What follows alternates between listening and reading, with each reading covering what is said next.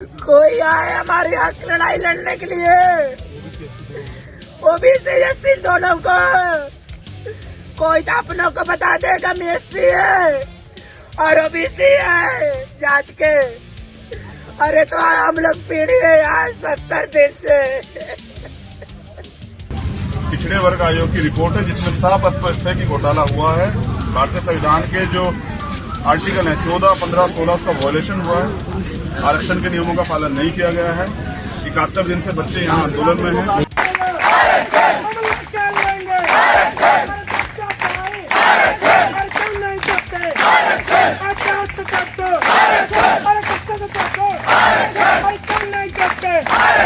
युवा शक्ति के बल पर जग की आजादी पलती है, इतिहास उधर मुड़ जाता है जिस ओर जवानी बढ़ती है, जिस ओर जवानी बढ़ती है।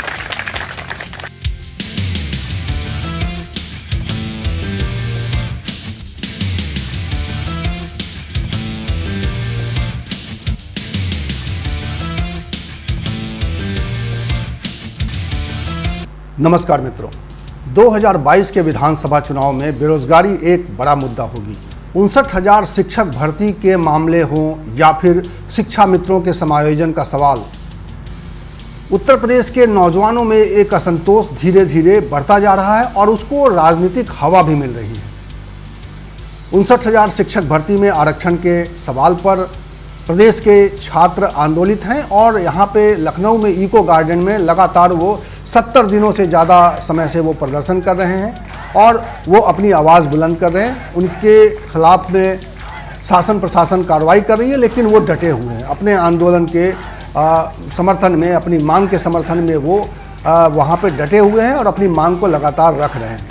दूसरी तरफ सरकार के नुमाइंदा या सरकार की ओर से बार बार ये कहा जा रहा है कि हमने ढेर सारी नौकरियां दी हैं और 4.5 लाख नौकरी का दावा किया जा रहा है। लेकिन हकीकत ये है कि 40 लाख बेरोजगारों की फौज में अगर सरकार ने 4.5 लाख लोगों को नौकरी दे भी दी है तो ये ऊंट के मुंह में जीरे के समान ही है। और इसीलिए मुझे लगता है कि आने वाले समय में नौजवानों के भीतर ये असंतोष और बढ़ेगा और ये चुनावी मुद्दा इसलिए भी बनेगा क्योंकि विपक्षी दल इस मुद्दे में अब रुचि लेने लगे हैं। 59,000 शिक्षक भर्ती में आरक्षण के सवाल पर जो छात्र आंदोलन कर रहे हैं, जो अभ्यर्थी आंदोलन कर रहे हैं, उस अभ्यर्थियों को समर्थन देने के लिए भीमसेना के चंद्रशेखर आज़ाद पहुंच गए। उन्होंने वहां पे उन छात्रों के साथ धरने पर बैठे और इसके अलावा उन्होंने वहां पे कैंडल रोशनी की गई और इस आंदोलन को समर्थन एक तरीके से दिया गया। इसके बाद कांग्रेस के नेता, कांग्रेस के प्रदेश अध्यक्ष अजय कुमार लल्लू आज पहुंचे और उन्होंने छात्रों को संबोधित किया और उन्होंने बताया कि ये लड़ाई लंबी चलने वाली है। तो जाहिर है कि इसमें राजनीतिक दलों ने अब कदम बढ़ा दिया है और इसकी वजह से छात्रों को, आंदोलन को थोड़ी गति आ गई है या उनको एक समर्थन मिल गया है, उनको थोड़ी ताकत मिल गई है। क्योंकि लगातार सत्ता पक्ष की ओर से ये कहा जा रहा है कि छात्रों की मांग है वो असंवैधानिक है और वो माने जाने लायक नहीं है। बेसिक शिक्षा मंत्री भी इस पर सदन के भीतर और सदन के बाहर लगातार कई तरह की बातें करते रहे हैं। मैं इस वीडियो में उनकी बात भी सुनवाऊंगा आपको कि सदन के भीतर उन्होंने क्या कहा है इस मसले पर और सदन के बाहर उन्होंने किस तरह की बातें की है।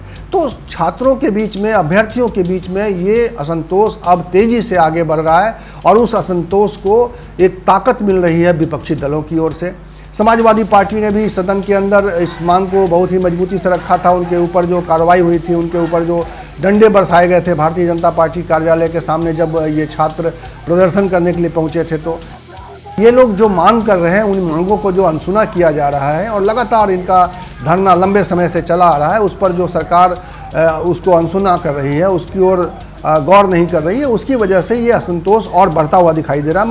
मैं आपके सामने उत्तर प्रदेश में बेरोजगारों के संबंध में कुछ आंकड़े रखने की कोशिश करूंगा क्योंकि ये आंकड़े सरकार की ओर से ही पेश किए गए थे 2020 में और 2018 में। और उन आंकड़ों को अगर माने तो आज प्रदेश में बेरोजगारों की संख्या 40 लाख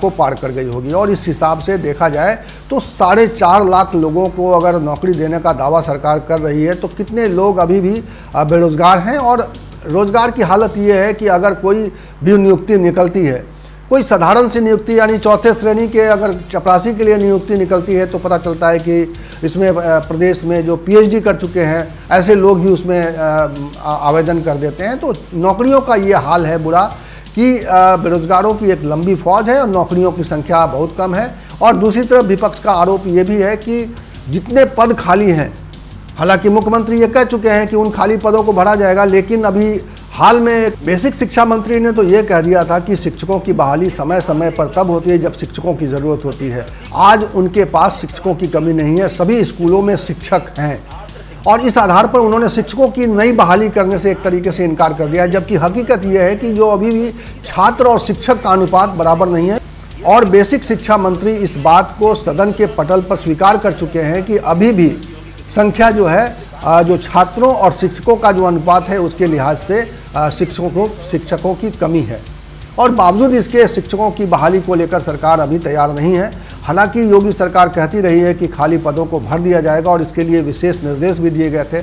आपको मालूम है कि जिस तरीके से बेरोजगारों के बीच में असंतोष बढ़ रहा है और सरकार ये समझ रही है कि ये नौजवानों की और जो पढ़े लिखे युवाओं हैं उनकी एक बड़ी समस्या के तौर पे सामने है, इसीलिए ये भी एक कोशिश हो रही है, सरकार ये दिखावा करने की कोशिश कर रही है कि वो बहुत तेज़ी से नौकरी दे रहे हैं लोगों को। क्योंकि आप देखिए कि जो जितनी भी नियुक्तियां हाल के दिनों में हुई हैं उनको नियुक्ति पत्र देने के लिए विशेष कार्यक्रम आयोजित किए जा रहे हैं और वहाँ पे बाकायदा सरकारी खर्चे पे अभ्यर्थियों को बुलाया जा रहा है जो जिन्होंने परीक्षा पास कर ली है। वो अलग अलग पदों के लिए कई बार ऐसे कार्यक्रम हाल के दिनों में हुए हैं और उन कार्यक्रमों में खास तौर पर ये बताने की कोशिश की जा रही है कि सरकार बहुत तेज़ी से लोगों को नौकरी दे रही है। और बेसिक शिक्षा मंत्री के तो ऐसे बयान आते हैं जैसे ये सरकार हर रोज़, उनका ये कहना होता है कि हर रोज़ सरकार नौकरी दे रही है और ऐसी सरकार से नौकरियों की बात करना, नौकरियों के बारे में बात करना बिल्कुल गैर मुनासिब है। रोज मेरे आवास पर कभी 150, कभी 200, कभी 300 की संख्या में समाजवादी पार्टी के नेताओं के द्वारा लोग भेजे जाते हैं। हम लोगों के बच्चे डर जाते हैं जिस तरह का आंदोलन कराया जाता है। अध्यक्ष जी, केवल सरकार जो मिशन रोजगार चला रही है वो कहीं जनता जान न जाए, प्रभावित न हो जाए और 22 में इनके नैया फिर से डूब न जाए, केवल इसीलिए ये सब करा रहे हैं। योगी सरकार ने 4.25 साल में उत्तर प्रदेश के 4.5 लाख नौजवानों को प्रत्यक्ष सरकारी नौकरी दी है। नौजवान खुश है, इसलिए इनको पीड़ा हो रही है, मामले को ये इधर उधर घुमाना चाहते हैं। तो ये इस तरह से अगर देखा जाए तो 40 लाख की संख्या इस वक्त बेरोजगारों की प्रदेश में है और उसके बनिस्पत अगर 4.5 लाख लोगों को नौकरी मिली है इस साल सरकार ने दी है तो भी ये संख्या काफ़ी कम है। मैं एक आंकड़ा बताता हूं जो आंकड़ा अभी तक इस सरकार का पीछा कर रहा है, क्योंकि ये आंकड़ा सरकार के श्रम मंत्री स्वामी प्रसाद मौर्य ने ही सभा के पटल पर रखा था और उन्होंने बताया था कि 7 फरवरी 2020 को करीब प्रदेश में 33.93 लाख बेरोजगारों की रजिस्ट्री हुई है। यानी कि ये जो रोजगार कार्यालयों में जो लोग जाके अपना नाम दर्ज कराते हैं वो सूची के आधार पर वो बता रहे हैं कि 34 लाख के लगभग प्रदेश में बेरोजगार हैं। ये आंकड़ा 7 फरवरी 2020 का आंकड़ा है और इससे पहले का आंकड़ा जो है आपको मैं बताऊं कि वो आंकड़ा जो बताया गया था वो है जून 18 का आंकड़ा बताया गया था। यानी जून 2018 का जो आंकड़ा है वो 21,39,000 बेरोजगार तब बताया था सरकार ने कि इतने बेरोजगार हैं। आप देखिए कि 2 सालों के भीतर में जो जंप है बेरोजगारों की संख्या में, यानी 21,39,000 से ये संख्या अगर 2020 में बढ़कर 33,93,000 हो जाती है तो आप समझ सकते हैं कि ये आंकड़ा कितनी तेज़ी से बढ़ रहा है। यानी बेरोजगारों की संख्या में कितनी तेज़ी से इजाफा हो रहा है। यानी हर साल लगभग 6 लाख नए बेरोजगार जुड़ रहे हैं इसमें और सरकार अगर 4.5 लाख रोजगार दे रही है तो ये कितना वाजिब है या कितना ये इस समस्या का समाधान है, कितना बड़ा। क्योंकि जब हम बात करते हैं कि उत्तर प्रदेश सबसे बड़ा प्रदेश है और उत्तर प्रदेश ने पिछले 4-4.5 सालों में इकोनॉमी यहाँ की एकदम से जंप की है और यहाँ पे पर कैपिटा इनकम बढ़ गया है, लोगों के प्रतिदिन आमदनी में बढ़ोतरी हुई है, तो ये सारे आंकड़े पेश किए जा रहे हैं। लेकिन हकीकत ये है कि ये आंकड़े कहीं से किसी को, जनता को, खासतौर पर बेरोजगारों को, नौजवानों को राहत देते हुए दिखाई नहीं दे रहे हैं और इसीलिए ये असंतोष है। तो अभी तो ये सिर्फ 59,000 शिक्षक भर्ती का मामला है और उससे जुड़े हुए आरक्षण का मामला है, जिसको लेकर सदन के भीतर से लेकर सदन के बाहर तक बवाल मचा हुआ है। जहाँ तक शिक्षा मित्रों का सवाल है, शिक्षा मित्र इस सरकार की शुरुआत से ही अपनी मांग को लेकर आंदोलन में हैं। एक तरीके से वो तरह तरह से अपनी मांग को रख रहे हैं।